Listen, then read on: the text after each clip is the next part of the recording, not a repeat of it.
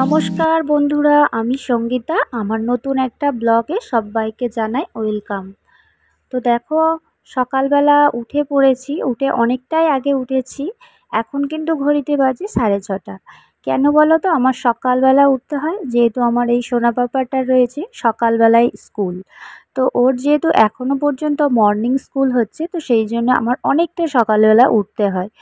উঠে বাড়ির কাজকর্ম সেরেই কিন্তু তারপরে সোনা পাপাকে নিয়ে স্কুলে যায়। যেদিন ওর পাপা থাকে সেদিনকে ওর পাপার সঙ্গেই যায়। তো আমি কিন্তু অনেকটা সকালে উঠেছি, উঠে কাজকর্ম করেছি। তারপরে এদিকে দেখো পাপাকে তুলছি, তুলে ওকে ঘুম ভাঙাচ্ছি। তো ও তো উঠতেই চাইছে না। তো ওকে কোলের মধ্যে নিয়ে কত কি বলছি, তবুও উঠছিল না। তো যাই হোক, ওকে তুলে ঘুম ভাঙিয়ে রেডি করিয়ে নিয়েছি। নিয়ে এখন আমি ওকে একটু ছাতু খাওয়াবো, কারণ সকালবেলা তো ওকে অন্য খাবার দেয়া হয় না, ছাতুটাই দেয়া হয়। তো ছাতু খাবে।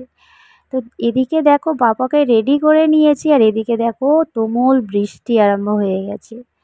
সকালবেলায় ইদানিং এত বৃষ্টি হচ্ছে, তো বর্ষার ওয়েদার মানে বুঝতে পারছো, বৃষ্টি তো হতেই থাকবে। তো সোনা পাপা বলছিল আমি আজকে স্কুলে যাব না।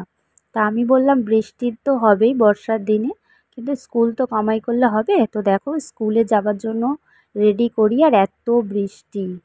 তো যাই হোক, বৃষ্টিটা থামতে তারপরে কিন্তু যেহেতু ওর 8টা নাগাদ স্কুল, তো ওই জন্য তারপরে দিয়ে এসেছিলাম। দিয়ে এসে তারপরে এদিকে কাজকর্ম তো বাড়িতে যেগুলো ছিল সেগুলো সব করলাম। আর কিছু কাজ আমি রেখে তারপরে ওকে রেডি করে স্কুলে নিয়ে গেছিলাম। তারপরে যেগুলো টুকিটাকি থাকে সেগুলো তো এসে সারতেই হয়। তো সেগুলো কাজকর্ম সেরে নিলাম। এবার বাবার আসার সময় হয়ে এসছে, তো সেই জন্য ভাবলাম আমি ওর জন্য খাবারটা একটু রেডি করে নিই। তো আজকে ওকে টিফিনে তেমন কিছু দেয়া হয়নি, বিস্কুটই দেয়া হয়েছিল। তো বাড়িতে আসলে ওকে সুজি বানিয়ে রেখেছি, ভাবলাম আসলে একটু সুজি খাইয়ে দেবো। তো সেই জন্য ওর জন্য এখন সুজিটা আমি বানিয়ে নিচ্ছি। যেহেতু একটা পেটটা একটু ভার থাকবে, সেই জন্য সুজিটার বাবু সুজিটাই বেশি পছন্দ করে। তো ওই জন্য সুজিটাই বানিয়ে নিলাম। তো আসলে খাইয়ে দেবো। এদিকে দেখো বাবা নিয়ে এসেছিলো ডাসা ডাসা পেয়ারা।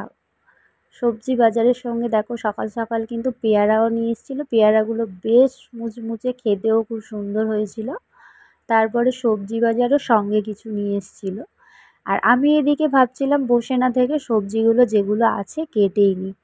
তো এখনও পর্যন্ত আসেনি, যেগুলো ফ্রিজের মধ্যে ছিল, তো সেই বাজারগুলো আমি নিয়ে সবজিগুলো কাটছিলাম। আর এদিকে দেখো তারপরে আবার বাজার থেকে কত বাজার নিয়ে এসেছি, শসা, মিষ্টি কুমড়ো, উচ্ছে, লেবু, টমেটো আর আমড়া। তো এগুলো নিয়ে এসেছি, এখন আমি ঢেলে প্যাকেট করে আবার ফ্রিজের মধ্যে কিন্তু রাখতে হবে। তো এদিকে দেখো আমড়াগুলো কিন্তু গড়গড়িয়ে চলে যাচ্ছে। তো এইগুলো আমি আগে দিয়ে কেটে রেখেছিলাম, যেহেতু কাজটা সময়ের সঙ্গে সঙ্গে বসে থাকলে চলবে না। তো সেই জন্যে ভাবলাম বসে না থেকে সময় নষ্ট না করে ওইগুলো কেটে রাখি। আর এদিকে দেখো বৃষ্টিটা কিন্তু সমানে হতেই আছে, এত বৃষ্টি হচ্ছে। তবে সকালের তুলনায় অনেকটা কম হয়েছে। আর বালতির মধ্যে দেখো কত জল জমে গেছে, আমাদের উঠোনের মধ্যে বালতি রেখে দিয়েছিলাম, তো অনেকটা জল জমে গেছে। এবার ফ্রিজের মধ্যে আমি সবজিগুলো রেখে দিচ্ছি প্যাকেট করে, যেহেতু অনেক দিন তো থাকবে, নইলে বাইরে থাকলে নষ্ট হয়ে যায়। তো সেই জন্য ফ্রিজের মধ্যে এখন আমি সবজিগুলো রেখে দেবো। দিয়ে এদিকে তো আবার স্কুলের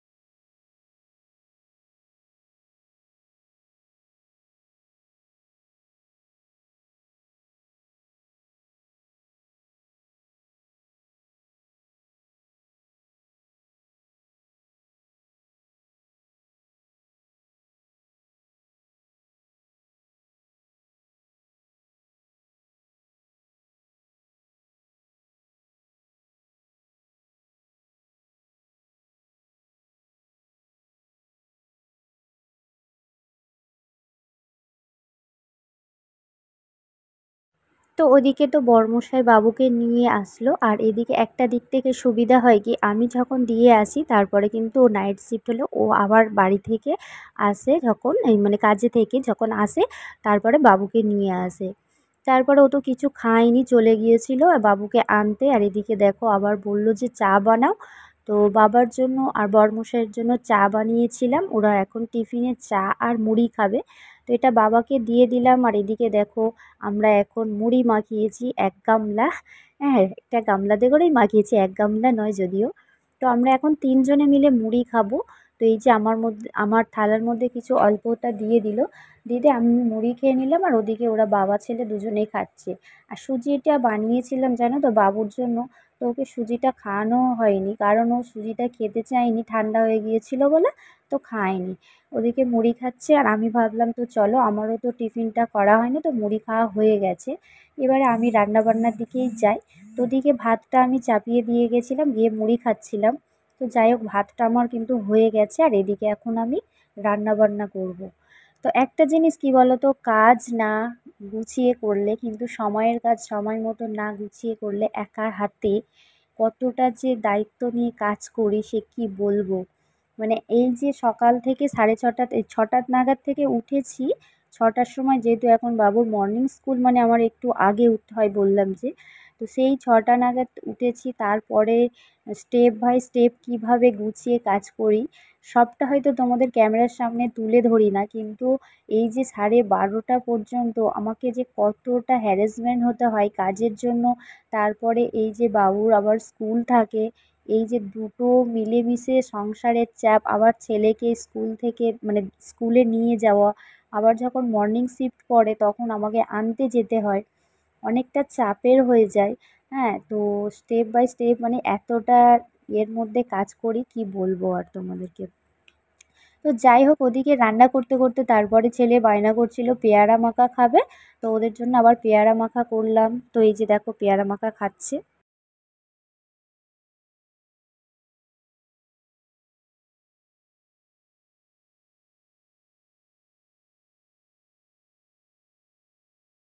তো যাই হোক, ওইদিকে দেখো ওদের সঙ্গে বকবক করতে করতে এদিকে আমার কিন্তু মাছের ঝোলটা হয়ে গেল।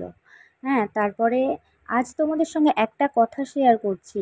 যারা আমার পরিচিত, যারা আমার মানে গ্রামের মধ্যে পরিচিত আছে, তারা অনেকেই বলে কি ক্যামেরার সামনে আমি নাকি সবসময় বকবক করি, কি করি, এগুলো করে কি লাভটা পায়, অনেকের এই রকম ধারণা আছে। তো খেয়ে দেয়ে কোনো আমার কাজ নেই, এটাও অনেকে বলে থাকে। তো সত্যি আমার খেয়ে দেয়ে কাজ আছে কি না আছে সেগুলো যারা এই ভিডিও দেখে তারাই জানে, হয়তো আমার কাজগুলো তারাই করে দেয়। হ্যাঁ, সেই জন্য তাদের এত মাথা ব্যথার দায় পড়েছে, তারা এগুলো বলে থাকে আর কি। কাজ আমি করি কি না করি তাহলে তো তোমাদের সামনে এই ক্যামেরার মধ্যে এইগুলো ক্যামেরা বন্দি করে করে দেখাতাম না। আর যদিও সবটা হয়তো তোমাদের সামনে তুলে ধরা হয় না, যেটুকু পারি সেটুকুই দেখায়। কিন্তু যদি না খেয়ে দেয়ে কাজ থাকে তাহলে সোশ্যাল মিডিয়াতে লোক এগুলো করছে কিসের জন্য?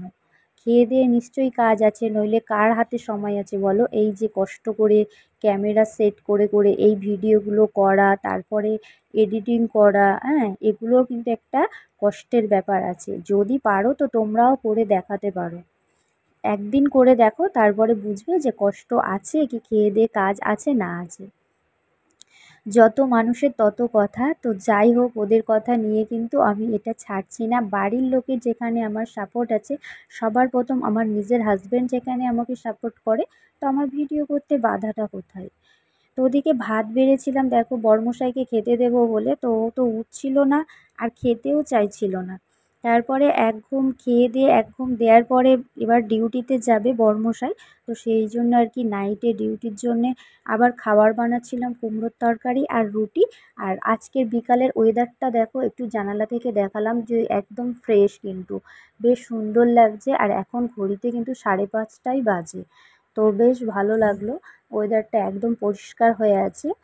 আর এখন আমি এই যে খাবার দাবার করে আবার কিন্তু বরমশাইকে ডাকবো, যেহেতু ও 7টা থেকে আবার বেরিয়ে যাবে।